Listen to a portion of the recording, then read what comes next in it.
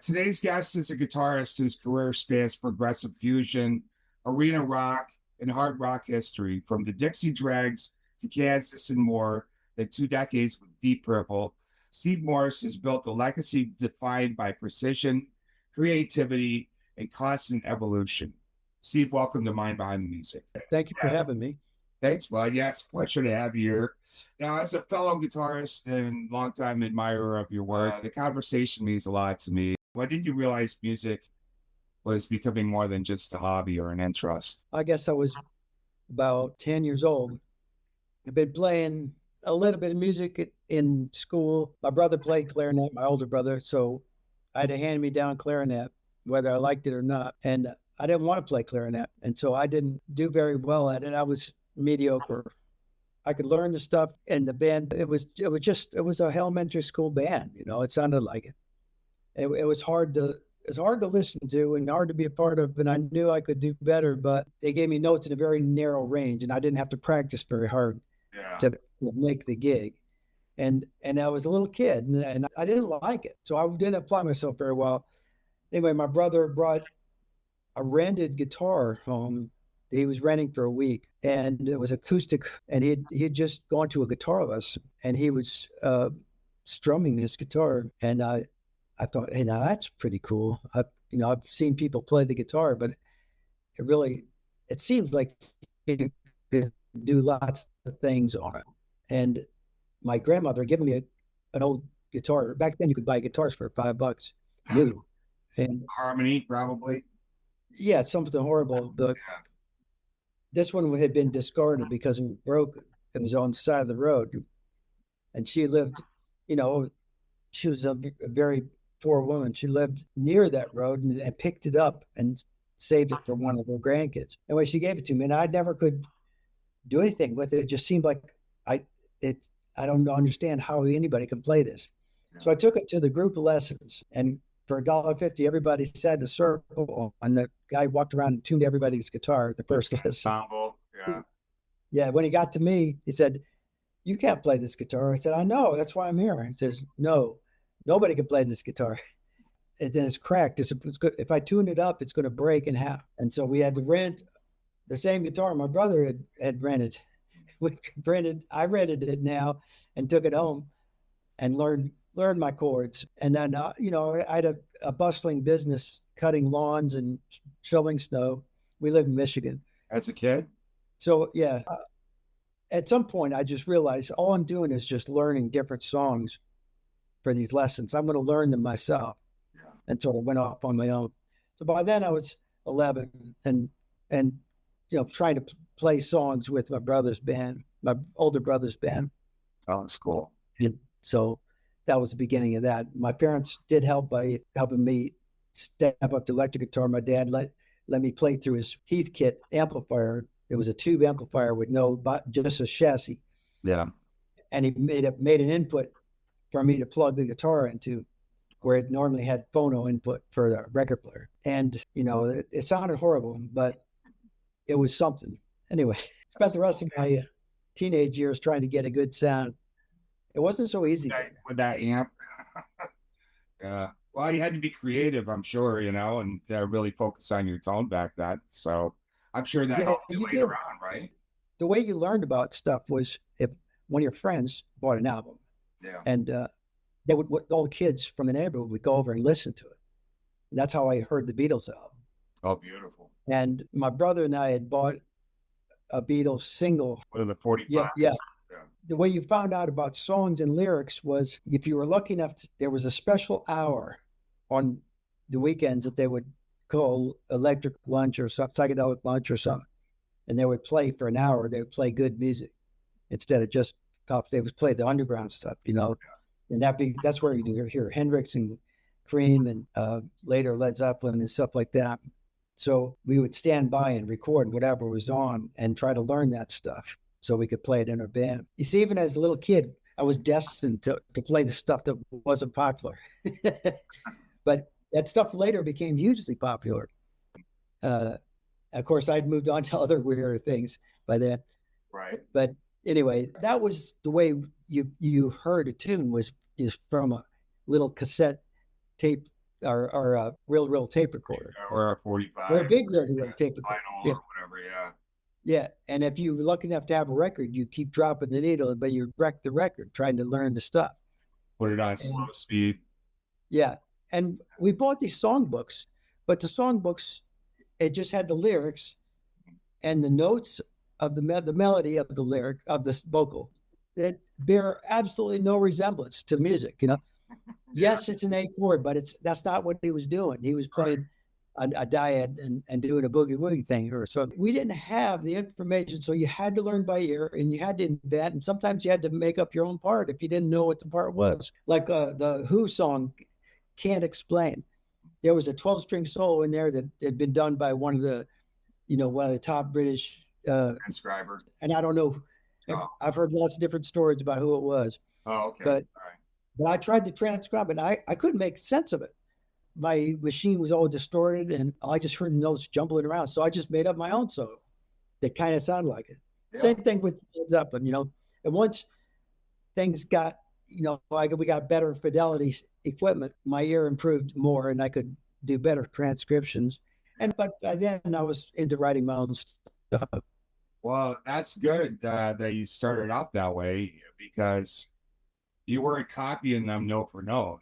As a result of that, having to rely on your ear and develop your own voice at the same time. By taking that idea, I've heard a lot of guitar players talk about this from that era that had to do that. And as a result, they just learn the chord progression and get the basic idea of it and then have to improvise a solo or whatever they may have been at that time. And then they just started creating their own music and they had learned the impression of the song and were able to create something on their own. So that's pretty cool that you started out that way. There was a different expectation from the audience as well. When Woodstock happened, the same year we had a pop festival in Atlanta. And, in the same festival, you'd have Janis Joplin, Jimi Hendrix, Grand Funk Railroad, Ravi Shankar playing guitar, Goose Creek Symphony playing kind of country rock music, and somebody singing folk like Joan Baez or something, and Dave Brubeck playing jazz, all in the same festival. If you didn't sound different from everybody else, it was a bad mark. Yeah. Whereas today, if you go to a festival, it's like, oh, this is a whatever, a metal festival. Everything's going to sound similar and be in the same genre. So because of that, we're just brought up to make things different.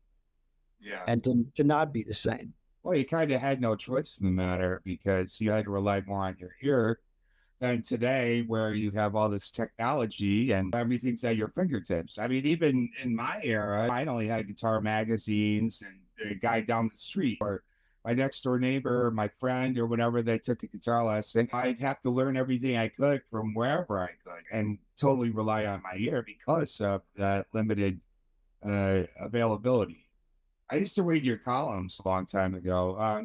Guitar for the Practicing Musician. Most people said it was Guitar magazine because it just said that guitar and then for the practicing musician as well. Yeah, and my column was called Open Ears, and they later printed a couple books from that. I know you're a perfectionist. It's perfectionist is maybe a little extreme. I just think we should always do our best. Perfection is maybe the goal or something near that, but you have to accept what when you do your best, you have to accept what you get. And when you're up on stage and things are going wrong, you got a buzz and this thing isn't working and you're stringed a little flat, whatever, you got to make the best of it. Yeah. So perfectionist maybe doesn't apply as much as, trying as hard as I can to do as well as I can. Yeah, that's a good attitude.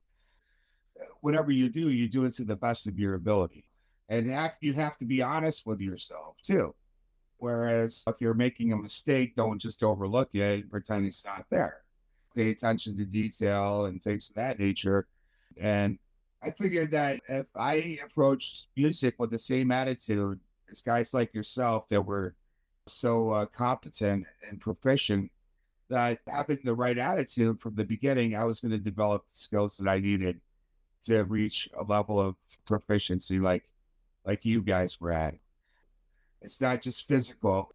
It's how you approach what you're doing and have the right attitude toward it, and being focused, organizing your time wisely, and approaching it correctly, from the beginning.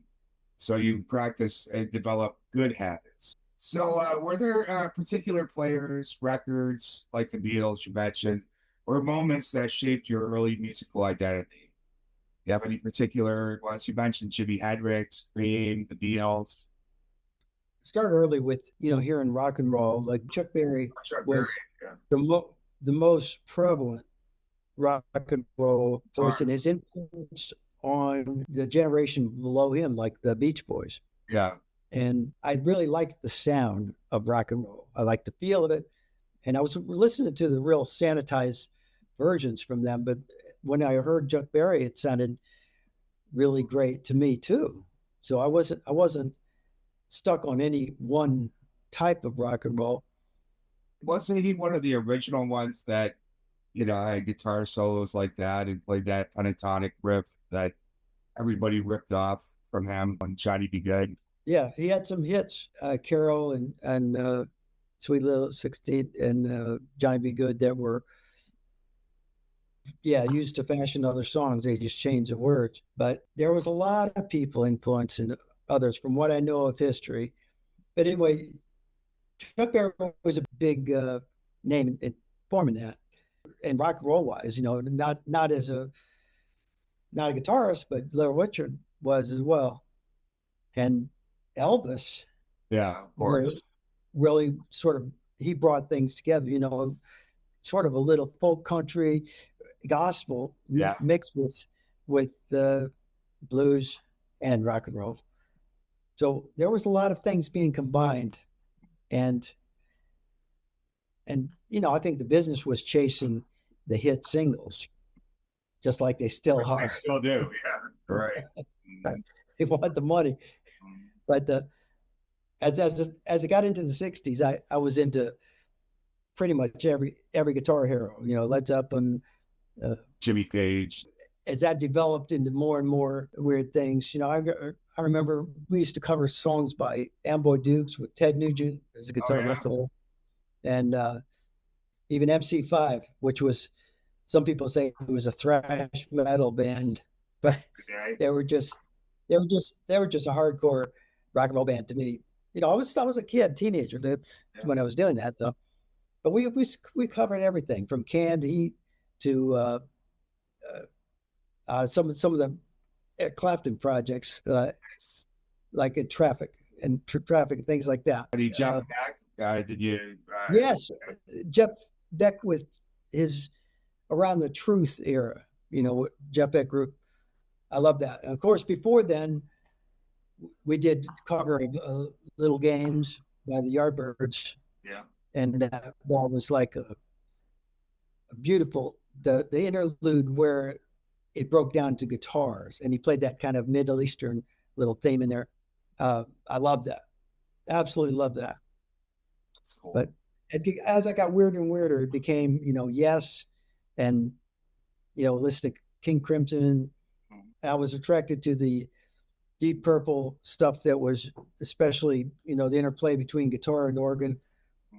Oh yeah, I love the play on that. What was it, John Lord's? Wasn't he the original? Yeah, John Lord. Then got a little bit further out with John McLaughlin and Mahavishnu Orchestra. I love the Yeah. maybe. Yeah, some with Chick Corea when he was playing with that stuff. Yeah, it's awesome, man. So before the world knew Steve Morse, what was the internal vision you had for yourself as a musician? Actually, my vision of the future turned out to be very accurate. I thought to myself, well, whatever you really like is going to not always be in style. And you're going to have to figure out a way to keep your expenses down and make a living by doing lots of different things. You're going to have to be versatile, and you're going to have to be adaptable and learn as much as you can. And back when I was younger, I could play gigs where I was singing too. And thank God there aren't YouTubes of that. Right. Well, then again, these days they have auto tune, so you could have just slapped auto tune on it, and you could have sounded great. But yeah, that's cool, man. Well, So it was different then. It was different.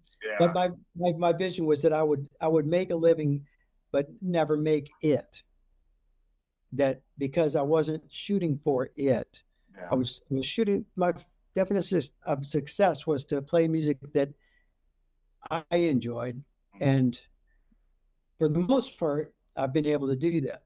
Sometimes when you're in bands, you have to make compromise and try to make the best of the outcome you situation. can with Yeah, whatever situation you've got. Along with my own writing, I've been able to do more of that kind of thing that I just described as trying to, come up with music that's inspiring to me. yeah, yeah. Because if you're not enjoying what you're doing, then you shouldn't be involved in it. I've been in bands where we were making really good money, but I was like miserable. And it was the style of music that we were playing or whatever. I'd rather be broke than be miserable doing something and playing something that I didn't enjoy. As a guy that's inspired by a lot of technical players like yourself, I have to be challenged. I like a challenge, and not necessarily does it have to be that way all the time. It just has to be like a really good song, maybe, or a good melody or whatever. It's got to inspire me in some way. I know you got to make compromises. There's gonna always be that one or two songs that you don't really care for, but yeah, the collaboration and having to compromise with others can be difficult, especially as a solo artist with that mentality, like more of an instrumentalist. I'm sure you can relate to being in a lot In, of bands and being a in solo 19, artist. in 1975, I remember the moment where the road split. We had a booking agent from Atlanta come down to see us play in Augusta, Georgia, and he said, "I love your band. I can get you guys, X number of hundreds of dollars a week for each one of you from now until whenever you want to quit. But you got to learn the sets that I tell you, and you're going to have a vocalist. You're surviving on fumes, just living. We knew it was going to be hard, but it was really hard. Like my rent was $40 a month, including utilities, and scraping that up was hard to do with the gigs we were playing. Sometimes the admission was like 25 cents, otherwise no one would come. So when he made that offer, it was like for hundreds of dollars a week, and that was like being a millionaire. Yeah, back then, right? Yeah. But, and I had to tell him, I said, no, we're doing this thing. This is what we're going to do. And I knew that it was like this. I was going off onto a dirt road and the highway was going on without me. So, speaking of solo work that you've done, like with the Dixie Dregs, your playing's always balanced technical mastery with music storytelling. How did that balance develop over time? Well, I think the focus for me has generally been writing. And, as a teenager, into me being a young man, I'm sure, playing way too much. And then for most of my career, to most people, I was playing too much. Overplaying, Playing too many notes. too many notes, like one of your Yeah. albums, right? Yeah. So That's a cool name, by the way. the main thing to me was the composition. Make the music, make the composition be something that it interests you. And I had the feeling that the stuff that interested me would interest people in general. The Dregs were transplanted with some of the students from the University of Miami School of Music, and we became the University of Miami Rock Ensemble #2, which became the Dregs. We played some trio gigs as the Dregs before that up in Georgia, but down here we were down in Miami, and we'd go out and play for free because I really felt like playing live was important part of fine tuning things. And when we were playing, we watch people. We play outside. People would walk by and stop and listen, or stop and then keep walking. And the stuff that made them stop and listen was always the melodic stuff Yeah. and the ensemble parts that were rhythmic and tonal and interesting. And the long solos didn't really make people stop. Maybe the musicians would stop. Yeah. Yeah, not But, the average. but these were people walking by. And I remember thinking they're not doing this out of malice. They're just genuinely not interested in long strings of notes. You have to make phrases. So that sort of started a fire to me to think when I play solos is try to make them musical phrases, and even a fast part that I would try to weave a simple melody into it, so that it might be a barrage of notes, but the top note would keep changing enough to describe a simple part. So composition is the steering force for me. It took me a while to understand that it's all about the song. One of the things that I learned through many of the interviews that I've read and through my own personal experience is to focus on the melody and then you build the song around the melody. It's all about the song and using the tools that you have tastefully. And as you mentioned, phrasing and motifs and, melodic motifs. So to make sure every note that you play means something, then it's not just ripping through a scale, which sometimes is nice to create that kind of tension or that climax, but it's just one of the many tools. But the melody is where it's at. So you learned that around the time you were going to the University of Miami, when you were playing and performing live? That was with the Dregs. This was with music that I was arranging or writing and arranging for the band because I had set it up with the faculty. I was the instructor, even in the director. It was in the book as a course. I had to give everybody a grade too. Oh, really? No kidding. So did you come up with that whole department yourself or that particular course? No, there was another rock ensemble, but it sounded to me like a Latin American jazz ensemble. I was in it, right. And it didn't sound like rock at all, but it was still cool. I mean, I learned a lot from everything I did there, but I wanted to do, the stuff that I was hearing. Yeah. And finally, if you stay in the school long enough, you get to where you could form your own ensemble, and that's what I did. Oh, that's beautiful. So that's the genesis of Dixie Dregs, you're telling me. Well, we had done we'd used the name the Dregs before, and as a trio, like I said, trio and sometimes 4-piece up in Georgia, but we moved it down there, and that's where we added the violin. By having a violinist that could play the stuff, Alan Sloan, right there at school. That had never been amazing to play with a violinist. Yeah, and Rod Morgenstein having his ability to play with the music and be so great at phrasing.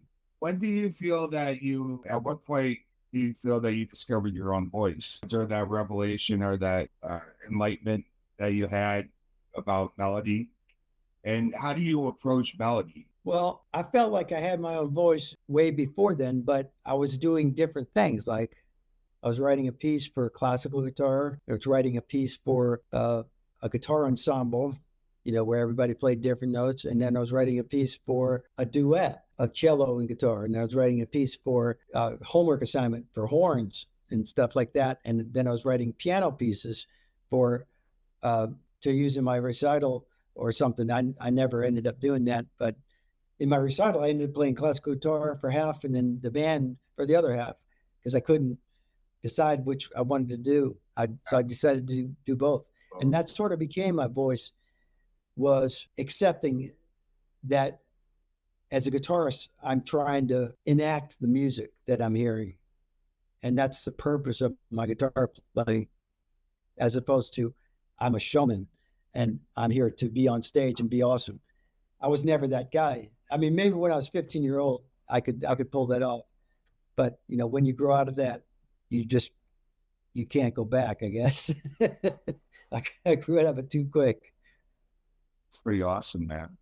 Your career spans fusion, rock, progressive, and hard rock. how do you maintain a consistent artistic identity while moving across genres? You said that with that project, basically you did one half of the show with classical guitar and the other with electric. Having those different genres under your belt, how did you again maintain consistent artistic identity while moving across those? Well, I think the main thing is develop everything the best you can. Try to have as much melody as possible, and use kind of the rules that Bach came up with. His counterpoint, maybe not every middle voice, but almost every voice in his counterpoint was beautiful by itself. Yeah, And they worked together. He had no problem at all with playing lots of repetitive rhythm to drive, a point home. And some of it was because there were studies that he wrote for other people, I think. But some of it was for functional music, where he had to keep droning, or else, people would say, "What are you stopping for?" Or "What are you changing the tempo?" Just do the thing. So I interpret his music a little different than some historians do. But anyway, his inspiration to me was to have counterpoint at every opportunity. Whether it's just opposing voices going in different directions. Yeah, do that where every chance you can, but make a memorable melody every chance you get, so your mind will remember it and it'll reach your soul. that's pretty cool. When writing or improvising, do you think more in terms of emotion, structure, or sonic exploration? Well, improvising, if you're recording it, I think you don't have to think about anything while you're improvising. If you're going to analyze it later and decide what to use later. But if you're improvising live, where you got a time constraint and one chance to do it, I'd like to think, all right, how are we getting out of this? And do I need to cue the band? If there's a band cue, I need to be sure and plan to work toward that, so that whatever the riff is that brings everybody back in, Yeah. so everybody's on the same page. And if there's a time constraint, like we got 16 bars or 32 bars or whatever, then that becomes your pacing thing. And if it's totally open and in solos, which I don't do very many of, then once you build it up to the point where you can't really add any more excitement to it, you need to be thinking about a good ending. Wes Montgomery said the solos should be as beautiful as the melody of the song. So make the solo memorable in every possible way.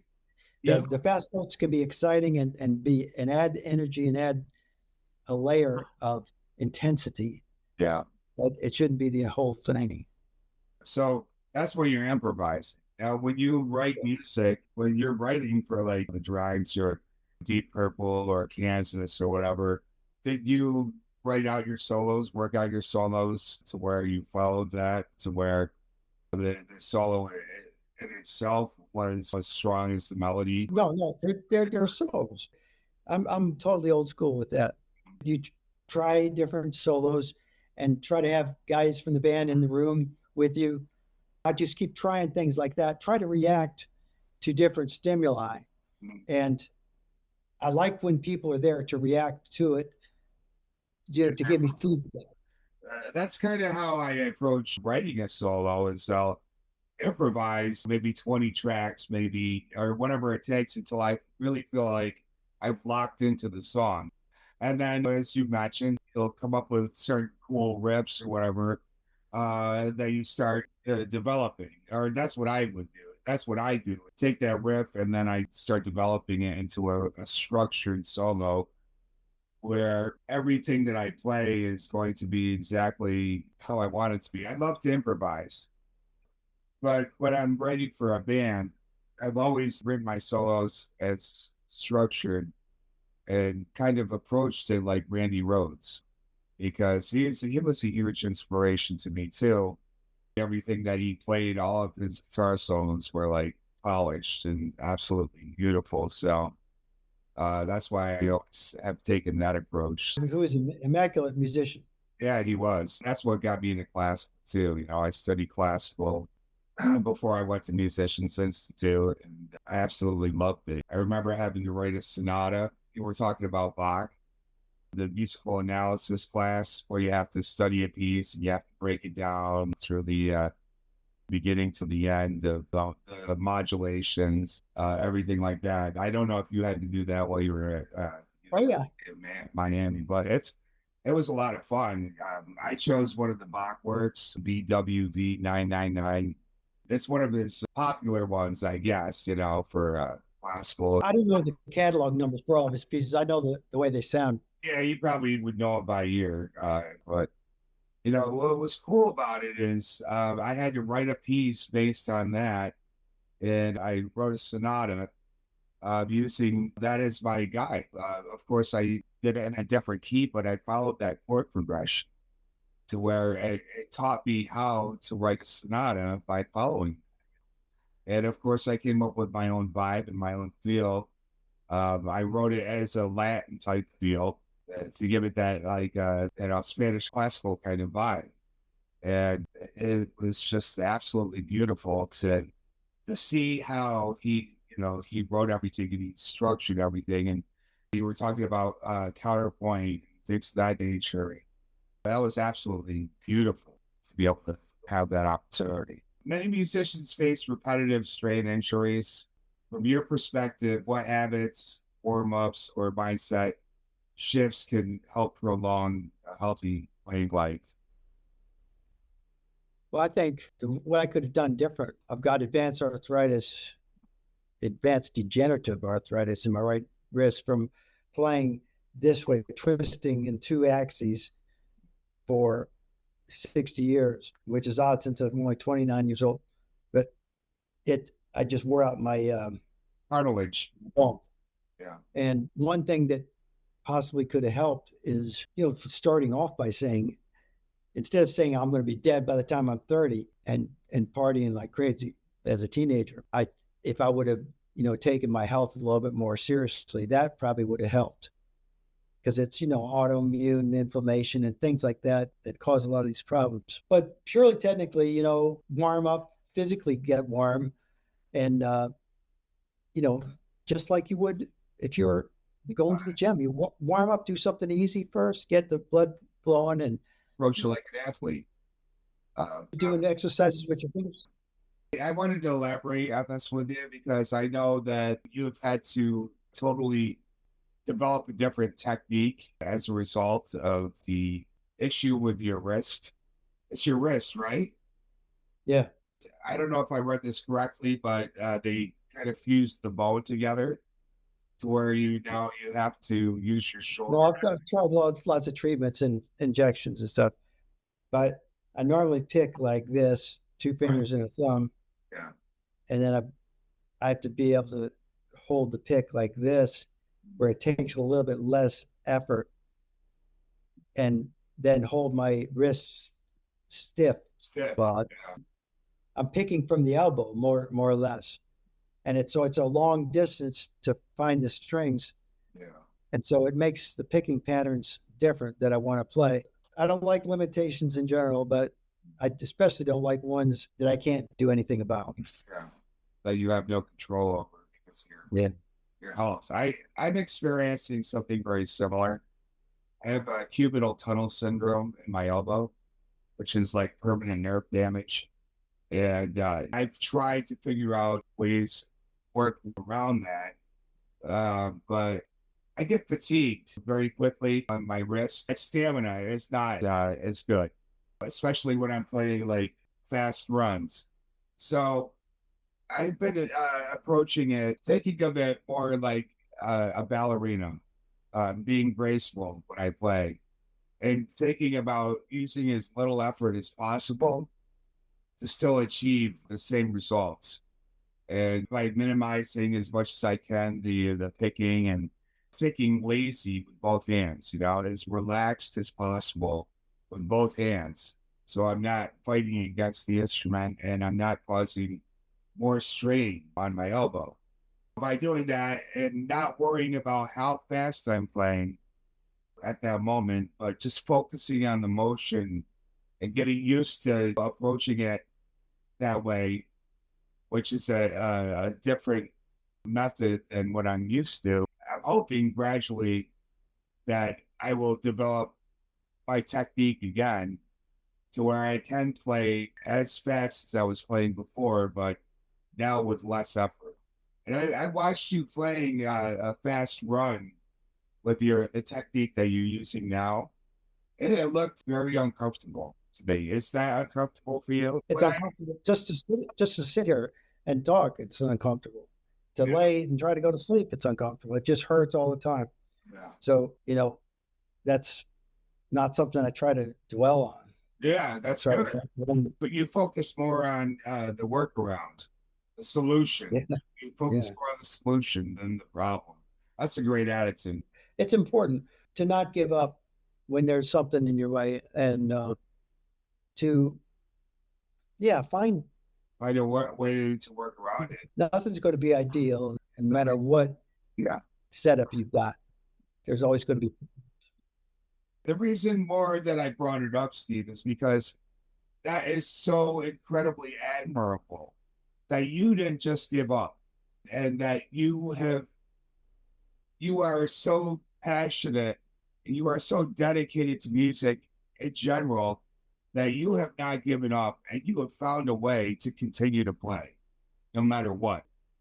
All humans do that. If you're trying to fix something and you need a socket wrench and all you got is an adjustable wrench, well, you use that. It's not ideal. It's not the right tool, but that's all you got. You give it a try. You find a way to make it work. Yeah. Yeah. And I saw a three-legged dog when I was at the point where I could hardly play.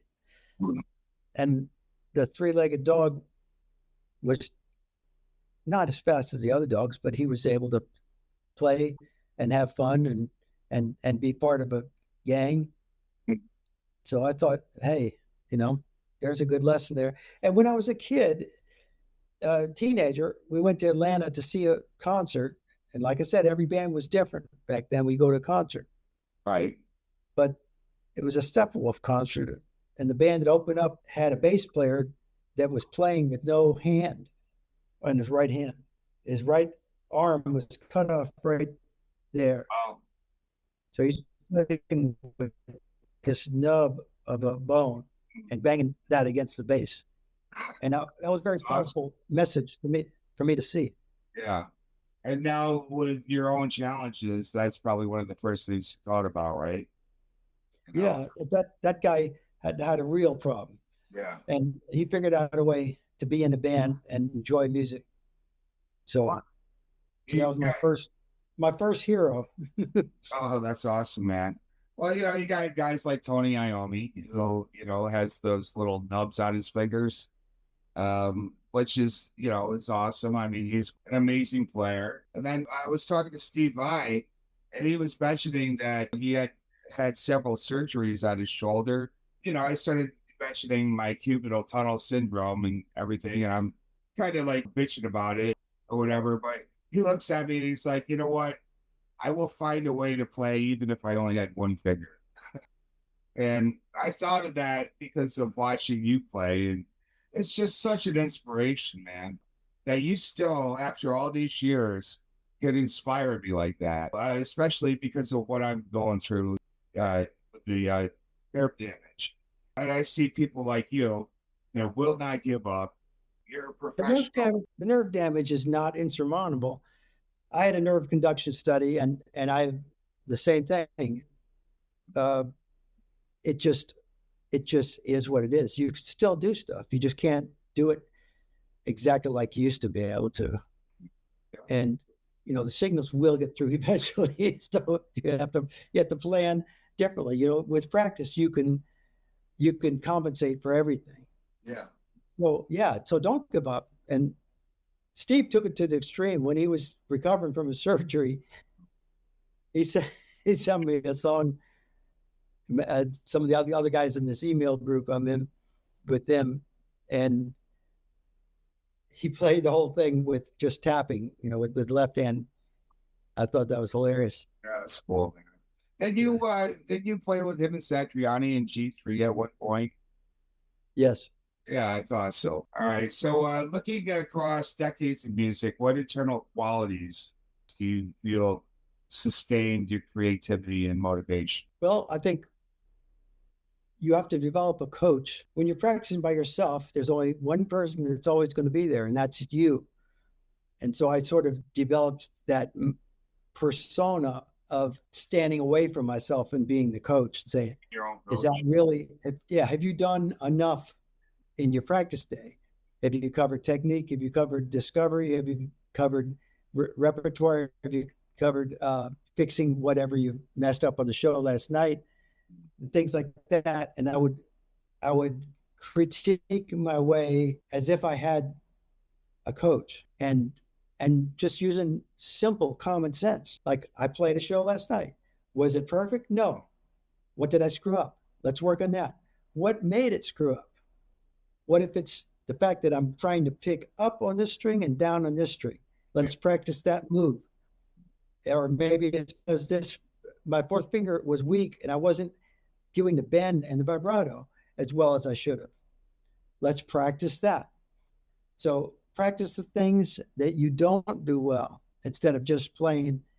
Have a section of practice that's for fun. Have a section that's for discovery, where you don't know what's going to happen next and you're just messing around.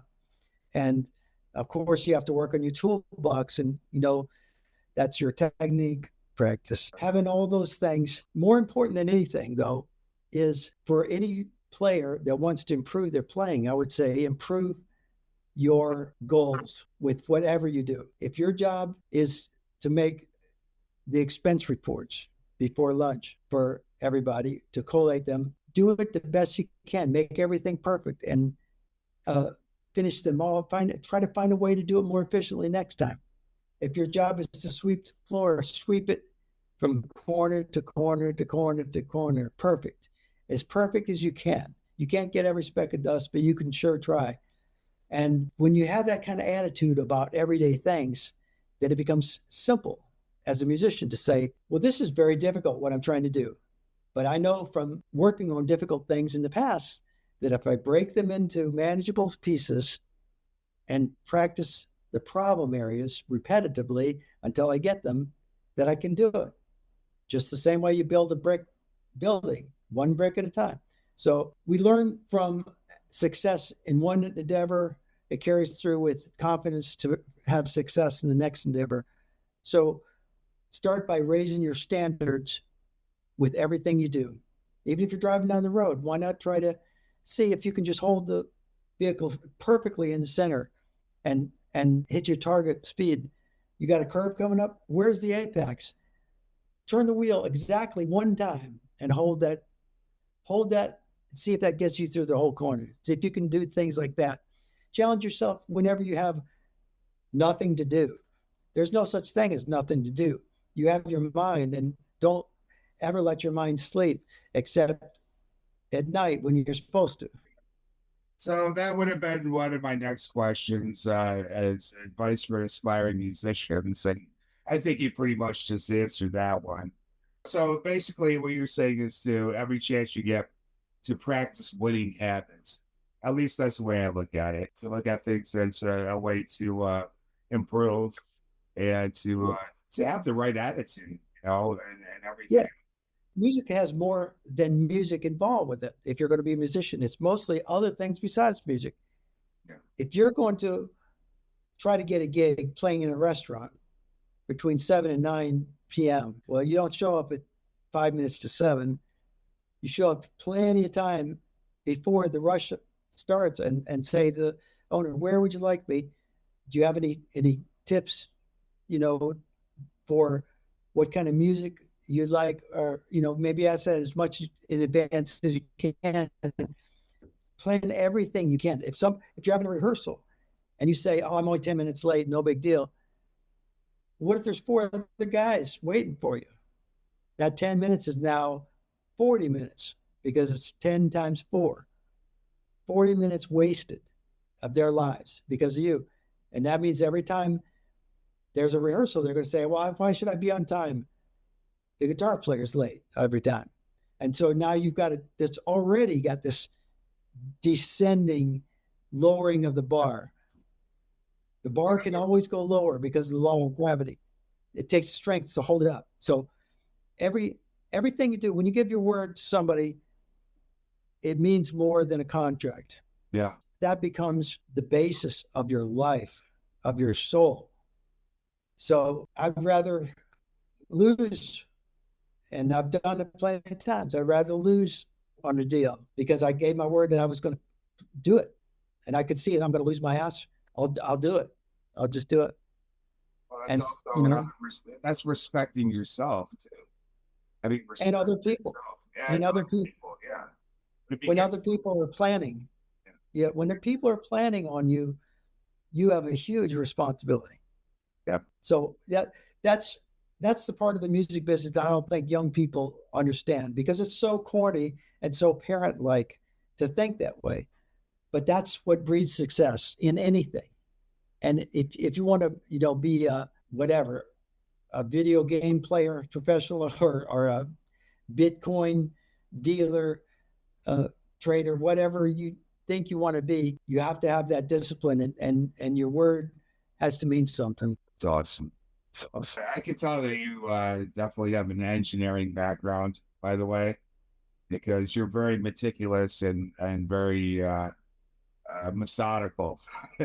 I used to work in sales, and we'd always be able to have a general idea of how we were going to pitch someone based on their profession.